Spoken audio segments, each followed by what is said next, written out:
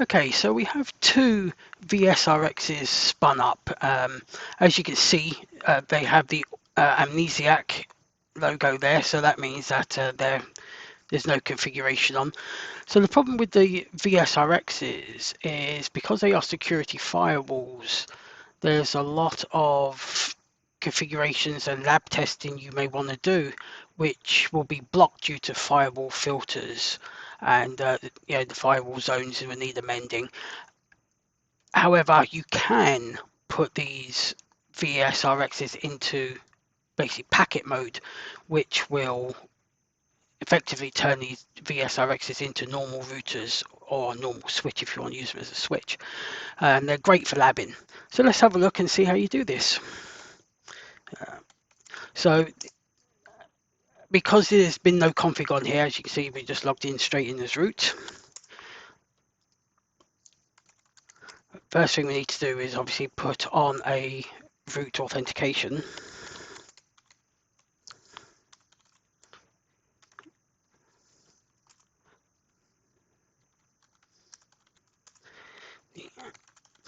Okay, and well, let's just give it a host name.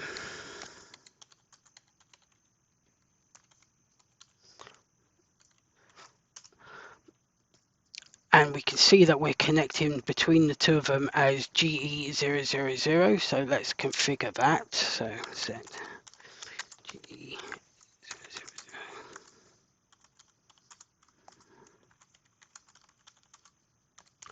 And let's just choose something simple, 10.10.10.1/24, and let's commit.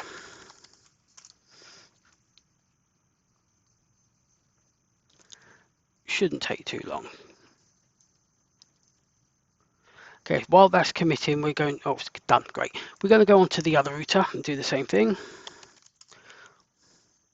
Oops, I put it as root.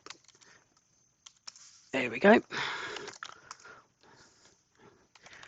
So we're going to put set system hostname again. Just put as R2, set root, authentication password, set system root.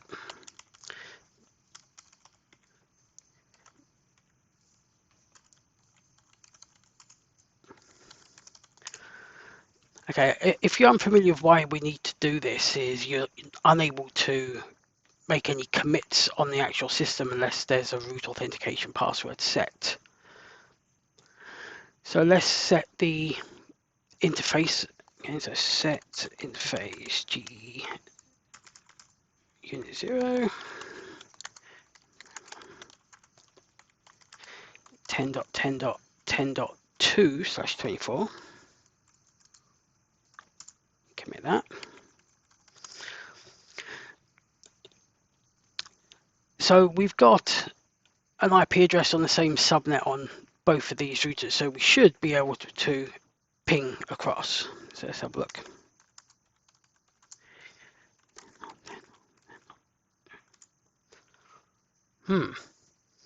Okay, so it's not letting us do something as simple as a ping. Let's just confirm, cancel that. Let's do run show interface terse.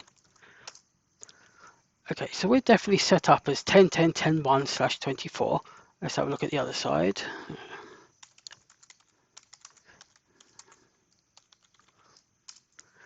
And it's 10.10.10.2/24. Okay, let's see if this side can ping. 10.10.1. Okay, so that can't ping either. So they're unable to ping across the link. Now this is due to the security that's on the actual devices themselves. So what we're going to do, we're going to delete the security on the vSRX, and we're going to set 3 different families as packet mode. It's not really packet mode. Juniper doesn't do packet mode forwarding anymore. It's always per flow, but that's the syntax that they use. And then once we've enabled per packet on these 3 families, and we've deleted security. These devices will act literally only as plain routers or switches if you want to do switching. But the advantage to this is that if you're using virtualization, they use a lot less memory and a lot less CPU than what you would be using if you used to use the dual routing engine and packet forwarding engine images for things like the MX.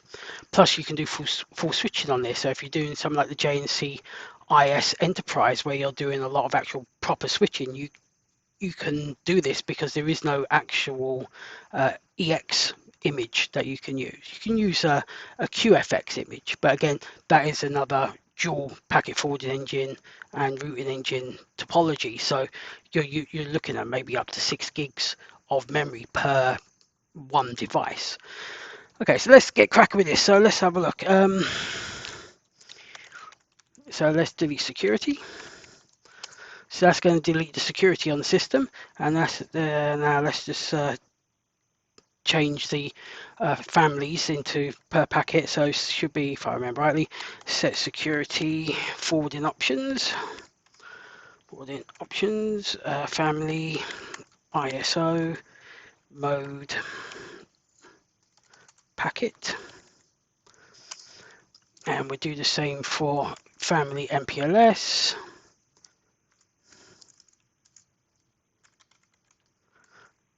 And we do the same for family INET6. You notice how we're not doing it for INET4. Let's go back to this one now and do the same thing.